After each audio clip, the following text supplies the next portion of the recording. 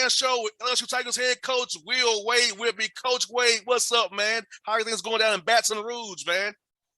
We're doing well so far, so we're looking forward to getting up to your city this weekend. No doubt, Coach. Let me ask you about that, man. Coming to Atlanta, a lot of great players are here to see the LSU brand once again playing Tech at the Hawks Arena.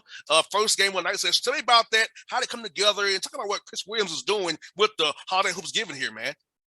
Yeah, I mean, I've known Chris a long time. It was we were supposed to be in it last year, but we had a COVID issue, so we couldn't end up playing in it last year. And anytime we can come to Atlanta, like you said, it's a fertile recruiting area. I was joking, we've got a player, Eric Gaines, who went to Lithonia High School.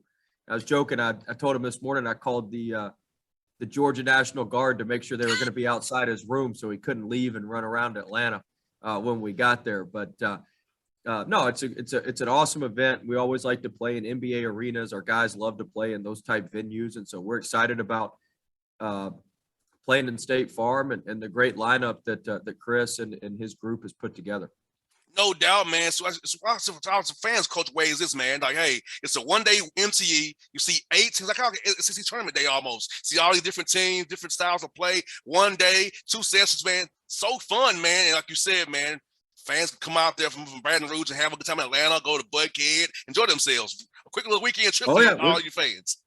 Oh yeah, we got a group of fans coming up with us. So in Louisiana, they know how to have a good time. So they'll have a hell of a time when they're in Atlanta. Hopefully, they got enough alcohol for all our folks. But no, it'll be a fun trip, and it's a great day of basketball. Like you said, you've got 2 sessions, and our session we're us and Tech are the first game, and Western Kentucky, who's a really really good team, and Ole Miss from the SEC, and then you got Clemson and Drake and Nebraska and Auburn. And so you just got a lot of really, really good teams, really, really good programs. It's going to be an awesome day of basketball. They got the Hawks and the Nets the day before. So we're going to take our team to that because Skylar plays for the Hawks, obviously, who played for us, and Cam Thomas, who played for us, plays for the Nets. So we're excited about that. It's going to be a great weekend of basketball in Atlanta. I'll see you Friday at the game, Coach. I'll be there. I'm there every night. All right. I kind of could tell that with your hat on. I felt comfortable you may be there. Yes, every Hawks game, I'm there. The Hawks play here. I'm always there, man. Yes, hey, Coach Wade, tell me this, man. For like last year, man, 19 wins in a tough COVID year, man. I know with the Hawks, man, we couldn't really travel the team, man. It was all kind of doing stuff from the arena. So for you guys trying to play games and man, like canceling games, day of the game, having to worry about testing, and just talk about how tough it was last year for you guys. We're still getting 19 wins despite all that. No, it was crazy. It was funny because Cam Thomas, the kid I was telling you about who played for me last year, he texted me, plays for the Nets now. I was like, Coach, y'all are doing so much more team building stuff now. I was like, yeah, Cam, we don't have COVID. Like, we had COVID last year. You couldn't even be with your team. You just showed up to practice and hope you could get through practice without anybody getting sick or without there being any issues. And so we were you're just trying to get through and make it through the season. And so to our guys' credit, they found a way through the season, and we were able to get to the NCAA tournament, win a game in the NCAA tournament. So it was fairly successful, based on all the restrictions and everything that was going on with COVID.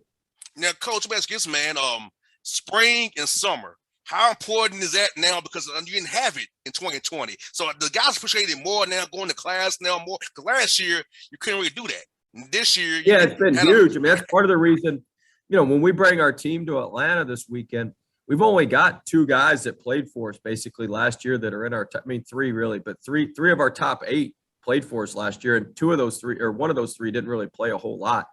And so, we got 5 new guys that are in our rotation, and just being able to have them here in the spring and in the summer, really in the summer, and get ahead with with our team building and just getting to play with each other and getting to know each other. That was huge for us. Yeah, man, because I tell you, when I played ball, man, if I was in Atlanta working out, it wasn't the same as being in Nashville with the guys over Tennessee State. I was better when I was up there with those guys than I was here on my own. So I know having your guys to push you, those individual drills, we on the track running those gases, man, having your guys will make you go harder than you would by yourself. Oh no, no, that Louisiana heat in July is not something you want to mess with. So you get out there and do some of that running outside. You can get in shape. You can get things right real quick. But yeah, no, just having guys to push each other, having guys to be around each other. All that's really really important. And you got 8 wins in a row in the year already, man. Seeing different styles good early in the year. What the SEC is, all these different styles. You see zones, some pressing, you see everything in the SEC. So seeing different styles early to help you for that gauntlet coming up late December. Tell me about that. How you had new guys and been 8-0 so far. Well, I'm trying to enjoy the 8-0 before I got to worry about the gauntlet that we got coming. But I mean, obviously Georgia Tech, they play a bunch of zones, they play a bunch of different defenses on Saturday, so that'll be an interesting test for us and something that's a little bit different than what we've been used to. So, we've played some really good teams. We've beaten a Big Ten team, we've beaten an ACC team in Wake Forest, we've beaten a lot of really really good mid-major teams, and so we're looking forward to continuing to get better. We've done as well as we can do to this point. We've got to continue to work hard and continue to keep it rolling. Let me ask you a zone question: a Ron Hunter zone or Josh's zone? Which one is more difficult? I tell you what now. When Ron Hunter, we were in the CAA when I was at VCU when Georgia State was in the CAA, and his zone will mess you up now. He's a heck of a basketball coach. He's down here at Tulane now, but he's a really, really good basketball coach. Did a great job at Georgia State. And Coach Pastner, he's got the 1-3-1. He's got all sorts of stuff, just like Coach Hunter. So it's it'll be a big challenge for us to prepare for all the zones and all the defenses on Saturday. You kind of mentioned about Eric Gaines. Tell me about that young man from Anthony out there, I-20 East out there. Tell me about that young man, what he's bringing to your roster so far. What you have in your views for this guy going forward, Coach? He's hilarious. He's a great kid. I love him to death. I was just talking to him before I got on with you. Actually, he said he was getting ready to go take an exam, and we were joking about some stuff. But he's just, he's got unbelievable energy. He's all over the court. He plays extremely, extremely hard. He's as good as it gets in college basketball defensively. He's quick and can stay in front of the ball and does a lot of things to disrupt the other team's offense. And offensively, he's elite in transition. He's got elite speed. He gets that ball up the court quick. He gets the ball to the rim quick. And so he's just a really, really good, really, really talented player. And he's only a sophomore for us. And, he's playing much, much better for us. He's playing really well for us right now. But the best is yet to come. The best is still ahead of him, and hopefully he can kickstart that back in his hometown on Saturday. No doubt, that coach. Now, my father was a coach. He coached football here in the Atlanta area. For you, man, my dad wanted me to get a coach.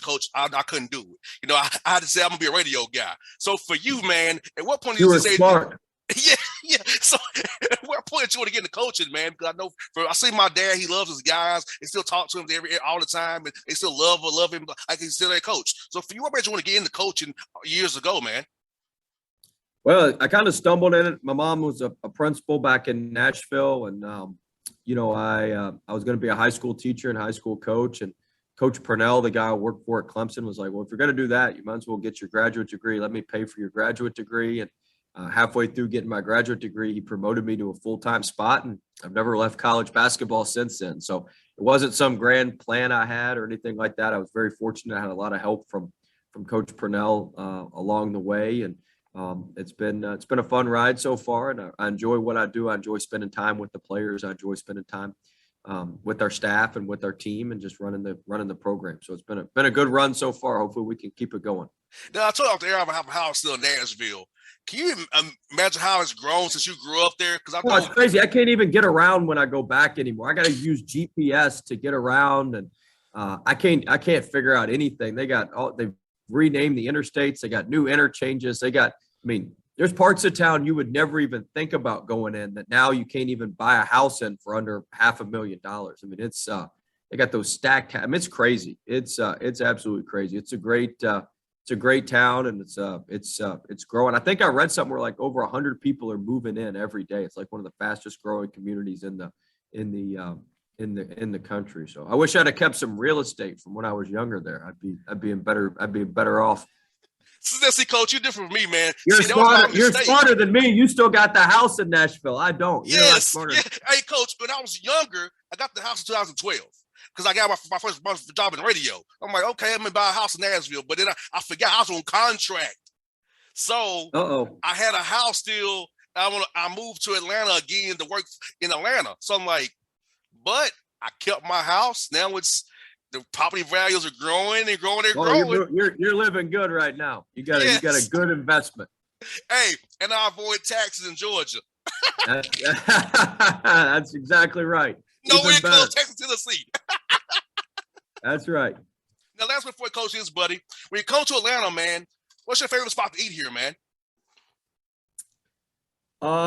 Well, I like Two Urban Licks. You ever been there? I sure have. Big time spot. That's my favorite spot. See, Kermit Davis loves the varsity. See, that's too generic. Yeah. Kermit told me the varsity today. He said the varsity, JR. I'm like, really, the varsity, coach? I love Two Urban Licks back there in that back there, kind of tucked away in the building back there. Big time spot. Great food. Good atmosphere too. Well, coach, when you come in to recruit, man, we gotta get together. And I'll show you some more spots when you come to town to bring your wife to when you come to town, man. I got spots for you, coach. I bet you got some great spots. I look forward to it. Hey, coach, you be good. Talk to you real soon, buddy. Thanks now. All right.